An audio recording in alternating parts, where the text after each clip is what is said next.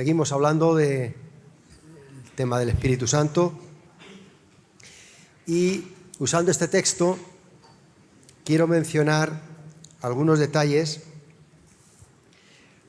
para luego irnos a Hechos capítulo 2, donde el derramamiento del Espíritu Santo y donde estamos tratándolo más en detalle. Pero quería usar este texto para lo siguiente. Una de las cosas que el Señor les dice sin decírselo en este texto, para mí, es la prioridad. Es decir, les hace ver que tienen una necesidad que es prioritaria al resto de necesidades que pudieran tener. ¿Me pillas? ¿Qué necesidad? La necesidad prioritaria era la vida del Espíritu Santo. O si lo queremos de otra manera, la vida espiritual. Hay una prioridad en todos nosotros, con independencia de la situación que estemos atravesando, del lugar en el que estemos, de con quién estemos, que nos tiene que sobresalir y que nos tiene que hacer ver cómo los apóstoles igualmente vieron esa necesidad que es la vida del Espíritu. La vida del Espíritu, fijaros que no es una doctrina que necesitamos conocer o entender. Está muy bien que sepamos acerca del Espíritu, pero la vida espiritual, voy cambiando la frase, la vida espiritual no es una doctrina simplemente que necesito saber y conocer ciertos detalles acerca de ella.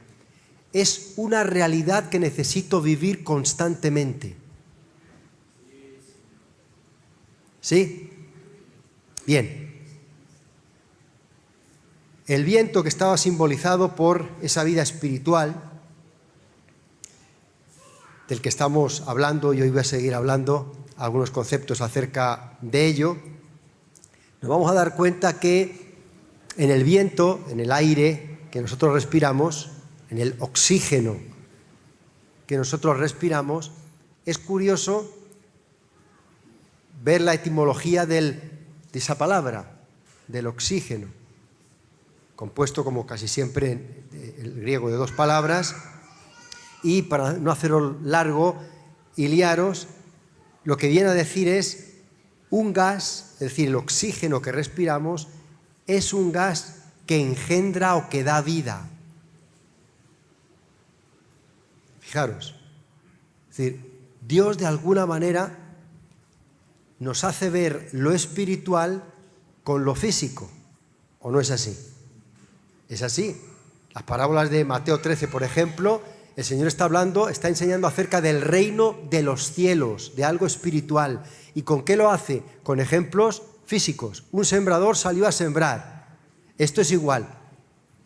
La idea de la vida espiritual la tenemos plasmada constantemente en lo natural.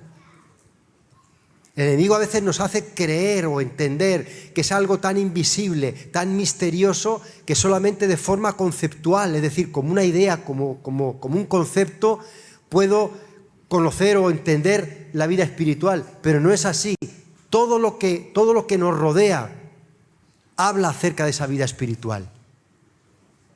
Por eso es que es nuestra prioridad.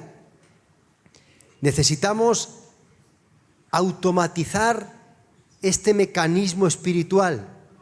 ¿De qué mecanismo estoy hablando? De lo que os he dicho, del oxígeno, del respirar. ¿Te has dado cuenta que si inhalas y no exhalas, qué es lo que te ocurre? No hace falta estudiar mucha ciencia para eso, ni ser un científico. Bien, cambiémoslo entonces, ¿vale? Si exhalas y no inhalas, ¿qué te ocurre?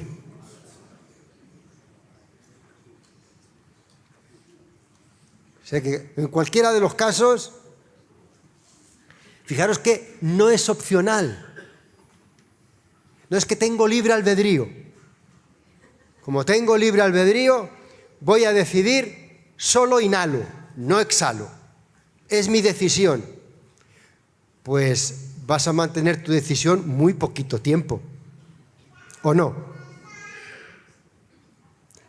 Por eso veis, no son conceptos, no es doctrina, no es una idea de, no, yo puedo creer lo que me dé la gana o no, o yo puedo, no.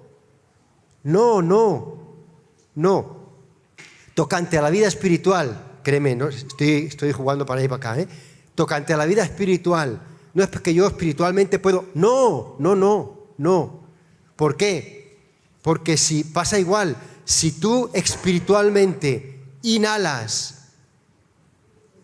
quiero todo lo de Dios, todo lo que sea, y no exhalas, caput. Ya sé idiomas. Y si lo haces al revés, yo doy, exhalo, y no inhalas, no tienes vida espiritual. Podrás venir al culto, podrás hacer muchas otras cosas, pero eso no es vida espiritual. Estáis ahí, ¿no? Y sabéis, por supuesto, de lo que hablo. Espero yo. Porque si no, ya estáis caput. El soplo de Dios. Fijaros, ese inhalar y exhalar espiritualmente es lo que nos hace únicos a cada uno de nosotros.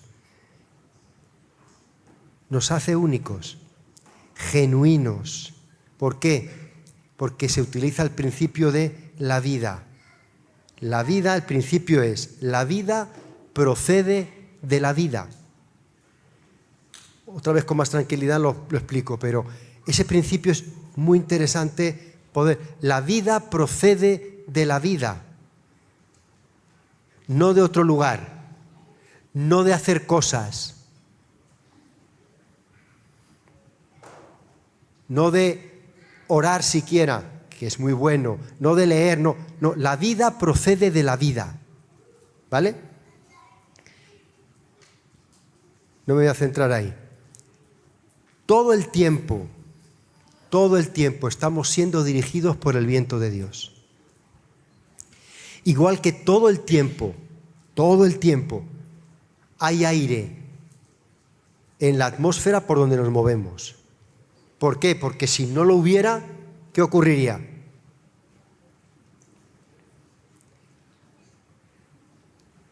Evidentemente, como es, y por eso la analogía, el viento, está claro que con estos ojos físicos nadie lo puede ver, ¿o no?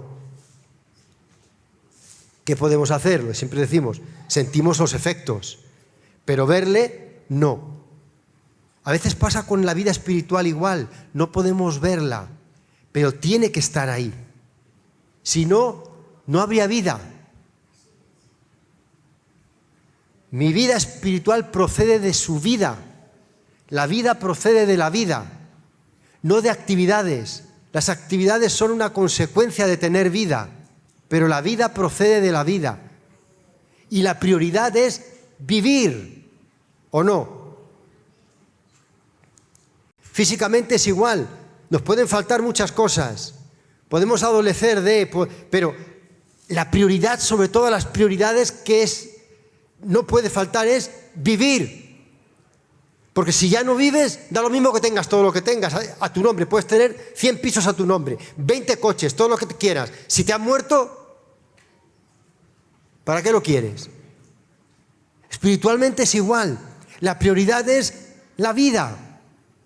Por eso es que quedaos en Jerusalén, no os mováis, porque tenéis una prioridad.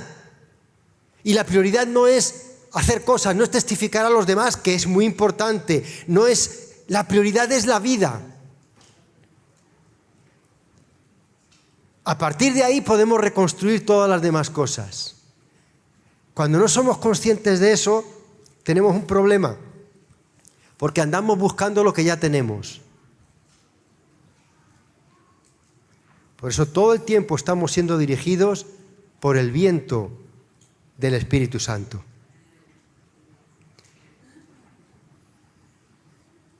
Cuando aparece ese viento en Hechos capítulo 2, no lo voy a leer porque ya lo hemos leído otros días, pero ya sabes que es el día de Pentecostés, estaban juntos, unánimes, reunidos, de repente vino un gran estruendo del cielo, viento y lenguas. ¿De acuerdo? Lo que ahí apareció, fijaros, viento, lenguas, no fue, lo voy a decir así, no fue algo, fue alguien. No fue algo, nosotros constantemente estamos buscando algo, que me pase algo, y va a pasar, créeme, no estoy en contra de esas cosas, ni diciendo, no es importante que nos pasen cosas, no, es muy importante que nos pasen cosas buenas. Lo que quiero es que sepamos poner el fundamento donde debe estar, y lo importante es alguien. Cuando yo recibo el Espíritu Santo, lo importante no es que recibo lenguas, lo importante no es que recibo a veces un viento que me estremece o algo que me deja y que me siento por aquí. No, lo importante es que recibo a alguien que está conmigo y que nunca, jamás, en todo el resto de mi vida espiritual me va a dejar. Nunca, siempre va a estar conmigo, porque lo necesito. Necesito inhalar y exhalar ese viento, ese aliento de vida que ha venido a mí. ¿Veis? Eso es prioritario a todas las demás cosas. Por supuesto que el Espíritu Santo va a producir luego, una vez sentada esta base, vida en todos nuestros asuntos. A Él le interesa y Él quiere. Pero no son dos cosas por libre. No sé si me estoy explicando suficientemente bien. No es el Espíritu Santo está por ahí en algún sitio, yo le pido y Él obra, ¡bum!, como si fuese algo. No. Él conmigo, en mí, por mí, sobre mí. Eso es como opera la vida espiritual. Y Él va a producir vida en nuestros asuntos. Es una fuerza vital, el viento es una fuerza o no. Puede ser muy suave, pero si te pilla un huracán, no va a ser tan suave. Bien, pero el viento del Espíritu Santo, es decir, el movimiento del Espíritu Santo, no es un poder descontrolado, es un poder con un objetivo, con una meta. Puede verse descontrolado o puede verse, pero no es un poder descontrolado que sopla así allí y no sabe lo que está haciendo. No, lleva una meta, sabe hacia dónde va. Por ejemplo, el otro día acabé diciendo atravesar el Mar Rojo. El viento sopló toda la noche, pero no descontroladamente, porque mira, se ha levantado un huracán. Tenía un objetivo. El objetivo era separar las aguas y que el pueblo pudiera pasar en seco. Vamos a encontrar el viento a lo largo de toda la Escritura.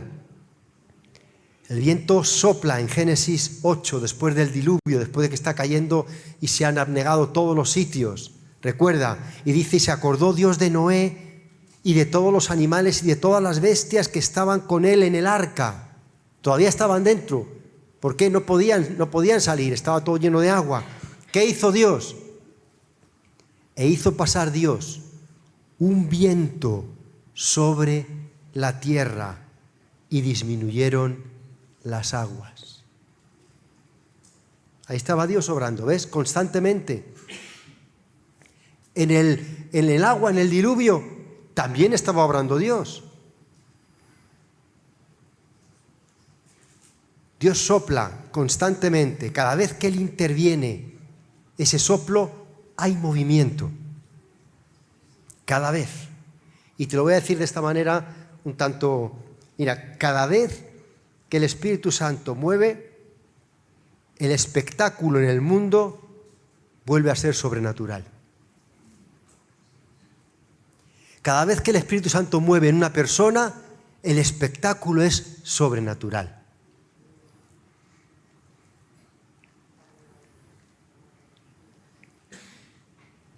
Y ahora hago una separación, ¿vale? Para significar lo siguiente. Recuerda, Espíritu Santo, necesito tenerlo interiorizado como el respirar. Yo no me planteo por la mañana cuando me levanto, de otras cosas a veces me levanto hasta con los ojos pegados, con poca materia gris para plantearme. Pero bueno, no me planteo, a ver, Pablo Antonio, lo primero que tienes que hacer es respirar, ¿eh? No me planteo nada, está ya interiorizado, día y noche. No es algo que ni yo, ni tú, ni nadie. Podemos en algún momento dado hacer una pausa y pensar, bueno, voy a hacer un tipo de respiración, lo que quieras, pero el respirar de vida continuo no es un planteamiento, está interiorizado dentro de nosotros. El vivir dirigido por el Espíritu de Dios debe ser así. Nuestra vida espiritual debe ser así, tenerlo interiorizado, no plantearme, no, pero es que ¿qué querrá Dios ahora? ¿Y cómo no? Puede haber momentos puntuales que me paro pero eso es lo que dijo San Pablo, Gálatas 5. Si vivimos por el Espíritu, andemos por el Espíritu.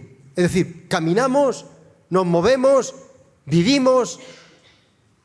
Eso es el Espíritu. Problema, por eso quiero hacer la separación, que el enemigo, llamado Satanás, el diablo, etcétera, con todas sus huestes, imita. ¿Y ahora qué hace? El enemigo se opone a todo lo que es de Dios. ¿Y a que no sabéis cómo lo hace también? Con viento. Solo que ese viento es otro viento distinto del viento del Espíritu Santo. Y ahí, cuando no distinguimos una cosa de otra, es donde empezamos a tener los problemas, porque no sabemos quién está soplando y dirigiendo nuestra nave hacia qué. ¿Me pilláis? No os he perdido todavía, ¿no? Vale. Con el tiempo que me queda voy a analizar algunos detalles en la vida de Pablo. Hechos capítulo 27. Os pongo en sintonía.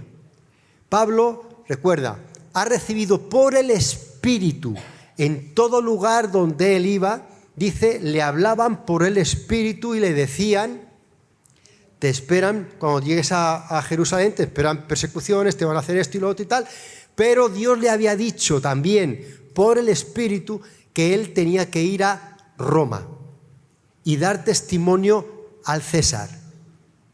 ¿Estamos ahí? Bien, ahora nos vamos al capítulo 27 de Hechos. Y yo voy a ir leyendo así textos casi seguido, pero saltándome algunas cosas para no leer todo el capítulo de tirón. Dice lo siguiente: cuando se decidió que habíamos de navegar para Italia, primer parada, y no quiero hacer demasiadas paradas, nada más que en los puntos más importantes, pero el capítulo entero es que es muy, muy, muy interesante. Primero, cuando se decidió que habíamos de navegar para Italia, no lo decidió Pablo. Otros decidieron por él, ni siquiera la iglesia. Gente que no creía en Dios decidió embarcar a Pablo y enviarlo a Italia. ¿Bien? Ahora, os cuento casi el final de la película, por si os perdéis o por si os pierdo en el trayecto, ¿vale? El viaje se va a tornar lento, tedioso, dificultoso y casi hasta la extenuación. ¿Vale? Sigo. Entregaron a Pablo y a algunos otros presos a un centurión llamado Julio, de la compañía Augusta. Los embarcan en una nave, etcétera, etcétera, y me voy al verso 4. Y haciéndonos a la vela, es decir, puestos en marcha, navegamos a sotavento a Chipre. Es decir, navegaron hasta Chipre. Otro detalle, porque los vientos eran contrarios. Mira cómo empieza ya. Vientos contrarios.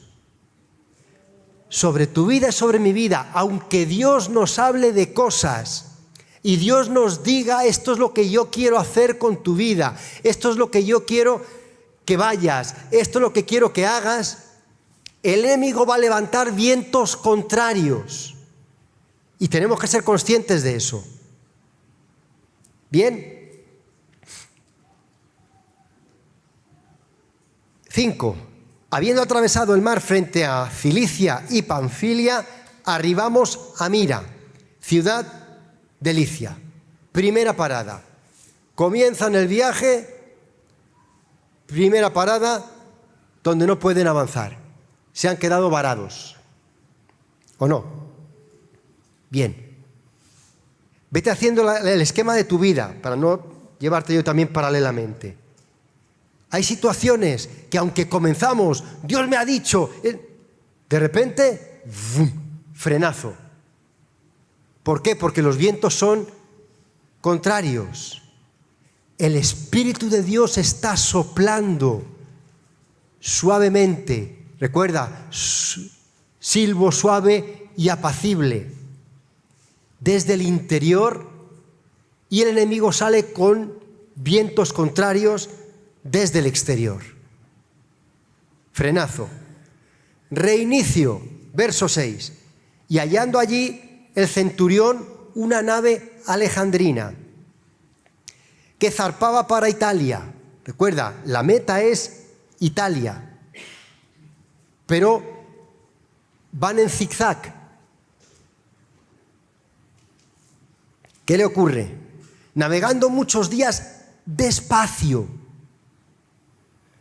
Vételo asemejando a nuestras vidas. Cuando tu vida tiene una meta y no eres capaz de ir hacia esa meta, probablemente se han levantado vientos contrarios. Aunque te pares, reorganices y digas, vale, vamos de esta otra manera, te vas a dar cuenta que lento. No, Dios me prometió hace 35 años que... Y obviamente hay promesas que son para mucho tiempo, no estoy hablando.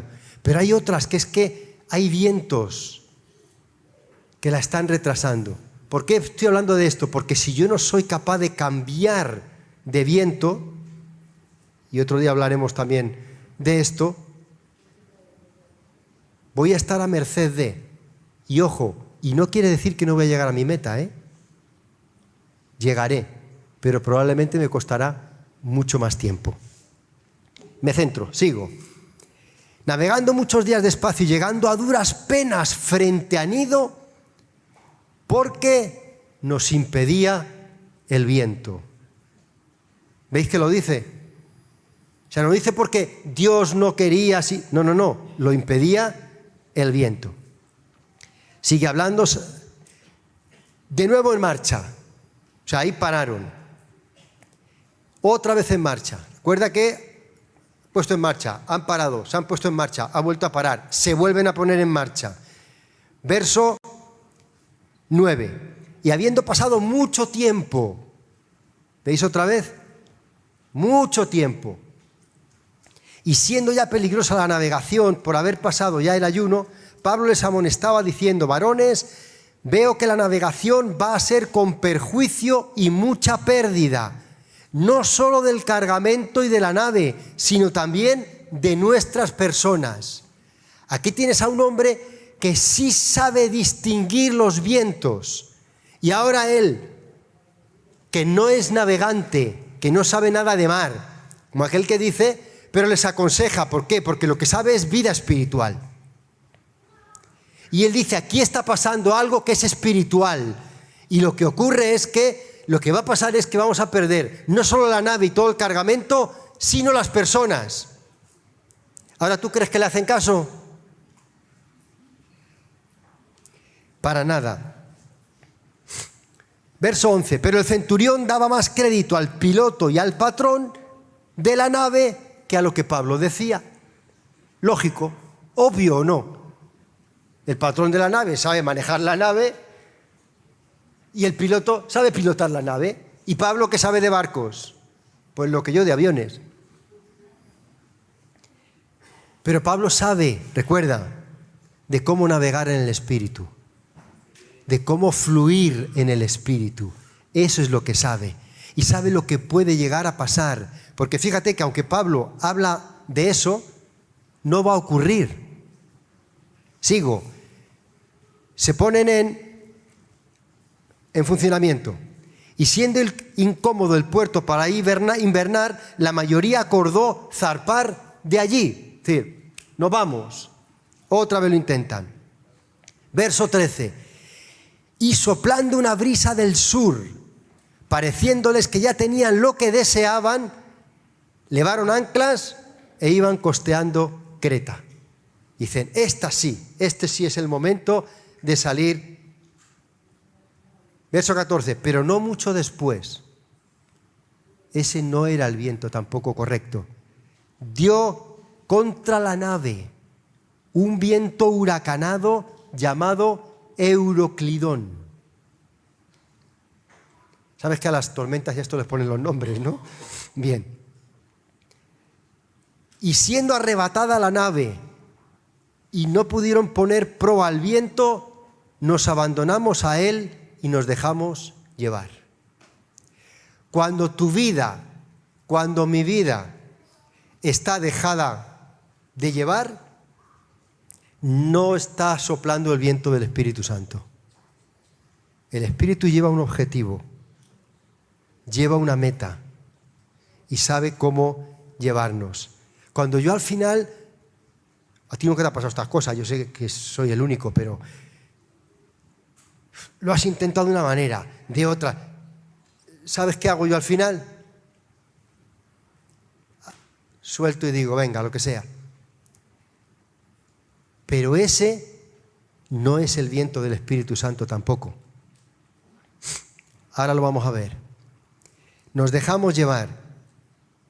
Y sigue navegando y dice, arriaron velas y quedaron a la deriva. Pero siendo combatidos por una furiosa tempestad. ¿Qué quiero decirte? Mira, aunque tú digas, mira, me da lo igual, lo dejo, el enemigo no va a dejar de enviar su viento contra ti, aún a la deriva. Aunque ya digas, mira, porque algunas veces, y lástima que no tengo demasiado tiempo para, pero algunas veces nuestras frases son, yo no me meto con el diablo, verás cómo él no se mete conmigo. No, mira, tú no te metes con el diablo porque lo sueltas a la deriva, pero él se va a meter contigo, sí o sí. Le va a dar igual. No, pero es que estoy hecho polvo aquí, sí o sí. Y si cuanto más hecho polvo estés, va a seguir lanzando más vientos huracanados contra ti. Siendo combatidos por una furiosa tempestad, no basta con el huracán, una furiosa tempestad, tuvieron que empezar a lijar y a echar por la borda todo porque si no, dice, nos hundimos. Y dice, acosados por una tempestad no pequeña. Sigo avanzando, no es la misma, ¿eh?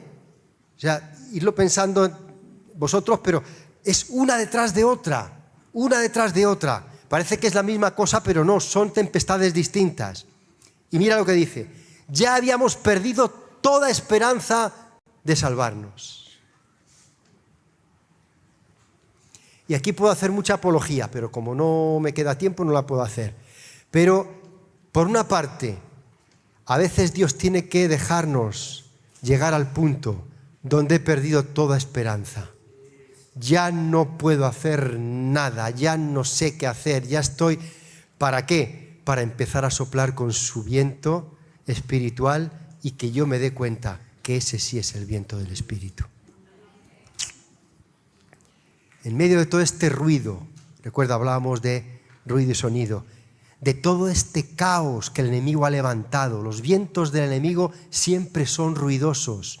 Un ciclón, el ruido, una tormenta, siempre son ruidosos. Los vientos del Espíritu Santo siempre son sonidos. ¿Vale? En medio de todo este ruido, Pablo ahora sí, antes no le han dejado, no le han hecho caso. Ahora va a tomar el control y va a empezar a soplar con el viento del Espíritu Santo. Ahora va a soplar vida, ahora va a soplar esperanza a la gente que ya no tiene ninguna. Que ya dicen, ya estamos perdidos, ya estamos muertos, de esta no salimos, no hay posibilidades. Entonces Pablo, como hacía mucho que no comíamos, puesto en pie, ahora Pablo ya no aconseja, simplemente dice que es mejor no salir, que no le hacen caso. Ahora ya se pone en pie porque sabe que nadie se le va a oponer, no hay fuerzas para oponérsele, no hay ideas para oponérsele, no hay moral para oponérsele. Ahora se pone de pie y en medio de ellos dice: había sido, por cierto, conveniente, oh varones, haberme oído. ¿A qué te suena esto?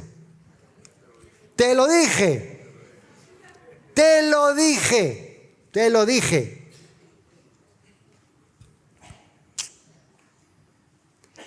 Lo voy a acuñar, esto me gusta a mí. Cuando alguien... Te lo dije que te iba a pasar. Bien. Y no zarpar de Creta tan solo para recibir este perjuicio y pérdida. Es lo mismo. Pero ahora os exhorto a tener buen ánimo. Dios es especialista en sacar ánimo donde ya no queda nada, donde ya no hay ánimo. Dios es súper especialista. Y este es casi mi mensaje, todo esto era el fundamento, pero mi mensaje llega aquí. Hermanos, no perdamos de vista, el Espíritu de Dios está soplando constantemente en nuestra vida. Puede que los vientos huracanados se hayan levantado, puede que ya he tirado todo de la borda, puede que he perdido toda esperanza, pero este es un buen momento perfecto, porque aunque no justifica todo lo que he hecho anteriormente, como Pablo, te lo dije, pero Dios es rico en misericordia, en gracia, y Él va a exhortarme a tener buen ánimo. Pablo, levántate, ten buen ánimo, no te preocupes. Y ahora mira, el mismo Pablo, pues no habrá ninguna pérdida de vida entre nosotros, sino solamente la nave. No habrá pérdida. Qué bien. Y habla por qué, porque ha estado el ángel de Jehová conmigo esta noche, explica de qué va todo eso, ¿no? Pero lo bueno es que cuando yo he reventado, perdóname que utilice esta expresión, el plan del viento de Dios, suave y apacible, para llegar al destino donde el Señor me ha enviado, a Italia, no importa, aunque yo he reventado eso, aunque yo lo he echado a perder, Dios va a hacer algo maravilloso. Ahora va a coger a Pablo y a todos los demás. Y fijaros cómo está hay que darle más vueltas a eso para explicarme. Pero la gente, por el propósito que Dios tiene con Pablo, es guardada por Él, no por ellos. Por Él. Por Él. Como digo, hay que darle más vueltas a eso para poder explicarme. Pero es muy interesante ver esa parte. Pero ahora Dios va a hacer algo interesante. Va a coger a todo el mundo y los va a hacer llegar a una isla llamada Malta. Y allí van a tener un culto de sanidad. Y Dios va a hacer milagros, prodigios, sanidades de aquello que era una pérdida de tiempo, de aquello que era, tengo que ir a Italia, pero está dando vueltas porque no he visto que el viento del enemigo me lo ha impedido, de aquello que Dios saca algo bueno. Todas las cosas ayudan a bien a aquellos que aman a Dios. Aún en mis torpezas, Dios saca algo bueno y me hace dar en una isla que se llama Malta. Y yo no sé de qué va, y lo primero que pasa es le pica una serpiente, le muerde una serpiente, todo el mundo cree que se va a morir, pero aun eso malo, Dios lo usa para bueno. Cuando ven que no se muere, puede sanar a uno, puede sanar a un montón que vienen y se acercan a Él, y luego empiezan a reconocer que Dios está con Pablo. A veces para poder reconocer el viento de Dios necesitamos pasar por ciertas circunstancias para darnos cuenta que ahí está el Señor y para que todo acabe perfectamente. Después de 3 meses partirán y llegarán a Italia. Ponte de pie.